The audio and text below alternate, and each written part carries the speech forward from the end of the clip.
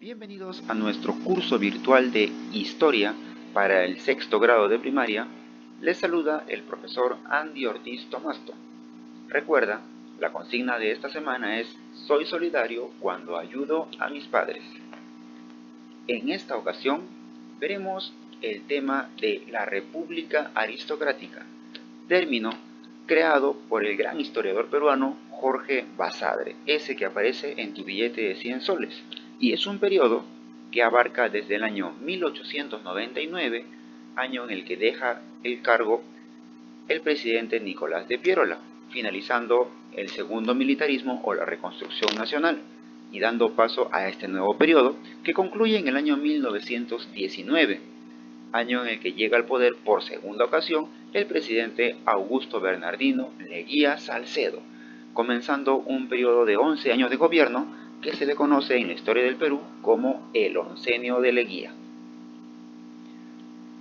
Pero tenemos que comenzar sabiendo qué es la aristocracia, y para eso observaremos la siguiente imagen. Date cuenta las características que tienen estas personas que forman parte de la aristocracia. ¿Vestirán como tú y como yo? ¿Vestirán como cualquier ciudadano? Tienen una moda diferente, ¿cierto? Los sombreros, la ropa, los zapatos, los guantes, el bastón. Incluso se usaban monóculos, relojes que colgaban del saco. Están copiando la moda europea, porque aristocracia es gente de clase alta. Aristo significa los mejores y Krato significa gobierno, el gobierno de los mejores. Y prácticamente en el Perú, debido a la desigualdad social, los mejores son gente que ha tenido, y tiene hasta la actualidad incluso, dinero y por eso financia sus campañas políticas.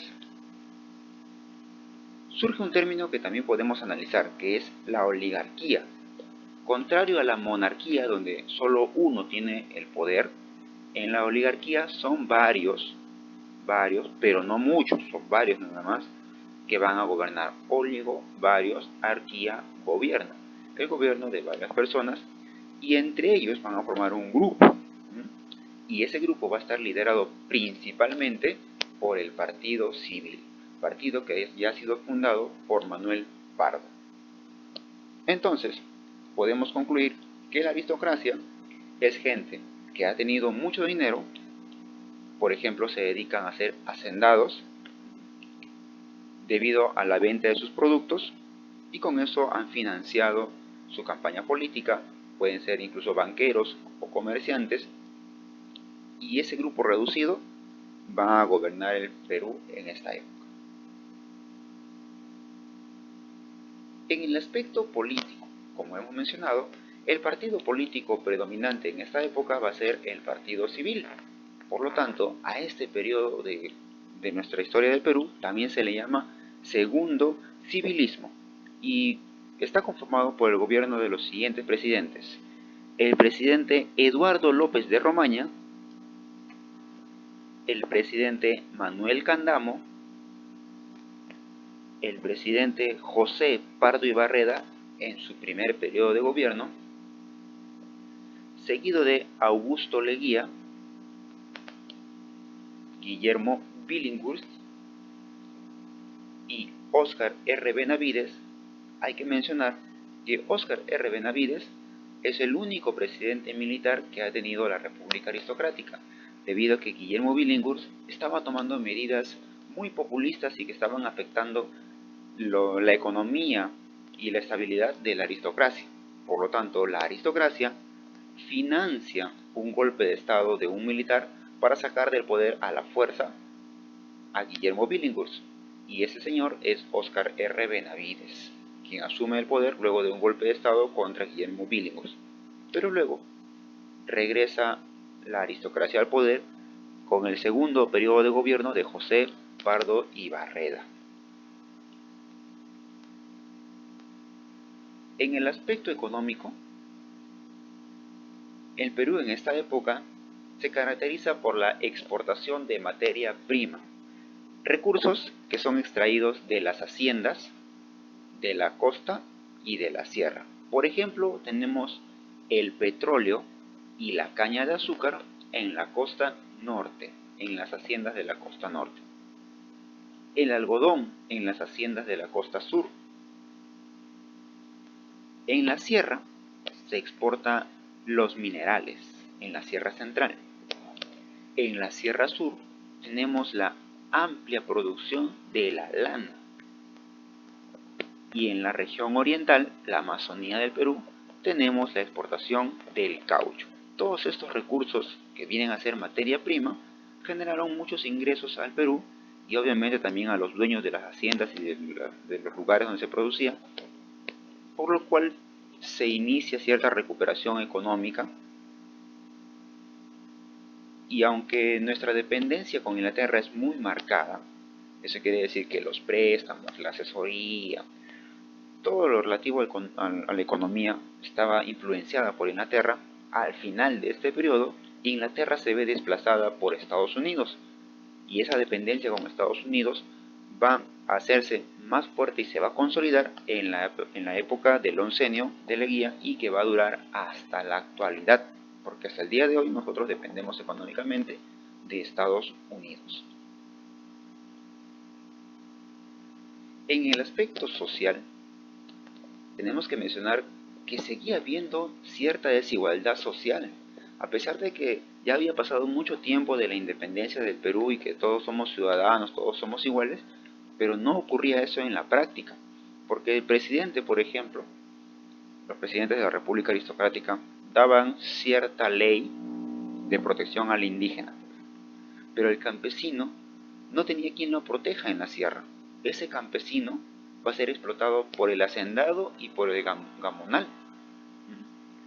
Porque los hacendados y los gamonales, que son dueños de grandes extensiones de tierra, el hacendado en la costa y el gamonal en la sierra, hacían lo que querían dentro de sus dominios. Ellos eran la ley y no lo que el presidente decía, pero sí financiaban económicamente a los presidentes y a las autoridades para que no intervengan en sus dominios. Había mucha corrupción en esta época, a tal punto, por ejemplo, era la explotación, que el hacendado le pagaba al campesino, al trabajador, con un papelito llamado vale, y ahí le decía que es un vale de consumo firmado por el hacendado.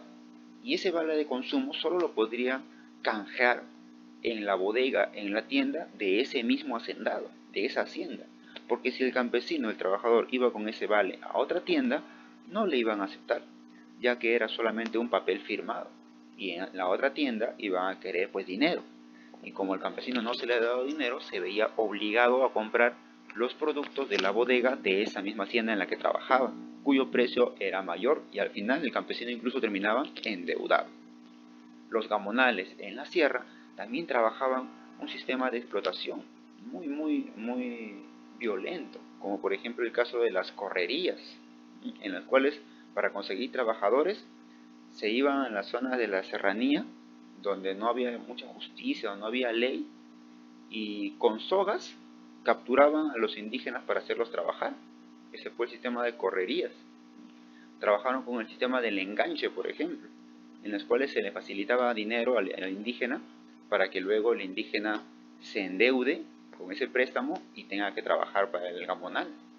Y muchas veces, como el indígena no sabía leer, al pobre indígena se le engañaba, ¿no? El gamonal iba y le decía al campesino: te voy a prestar 100 soles o 100 pesos para tu fiesta del señor cautivo de Ayabaca. Le prestaba 100 pesos. Y en el documento le hacía firmar, como el campesino no sabía leer, solamente firmaba, y en el documento decía que le debía 500 pesos. Y de esa manera el campesino se endeudaba por mucho tiempo y tenía que ir a trabajar en la hacienda del gamonal, en los terrenos del gamonal. Y la ley pues no existía en esa zona, ¿no? El hacendado del gamonal hacían lo que querían.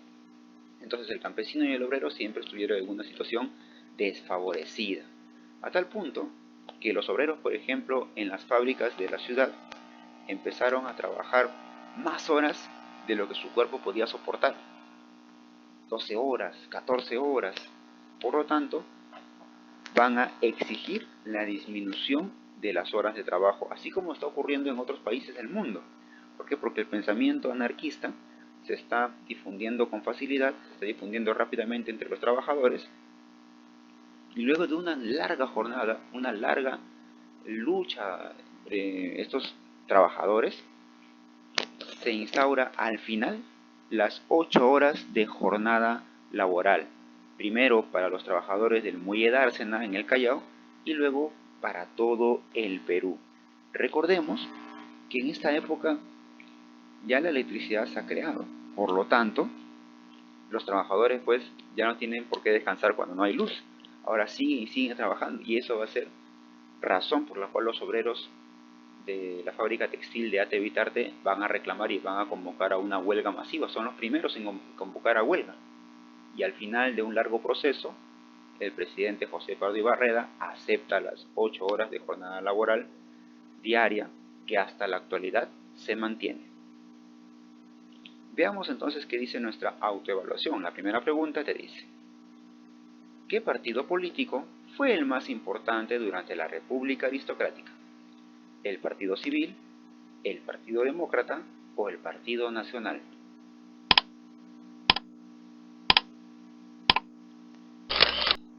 Muy bien, tú has marcado el Partido Civil, fundado por Manuel Pardo.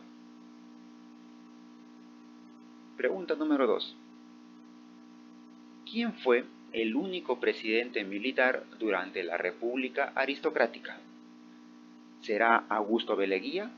¿Será Manuel Candamo? ¿O será Óscar R. Benavides?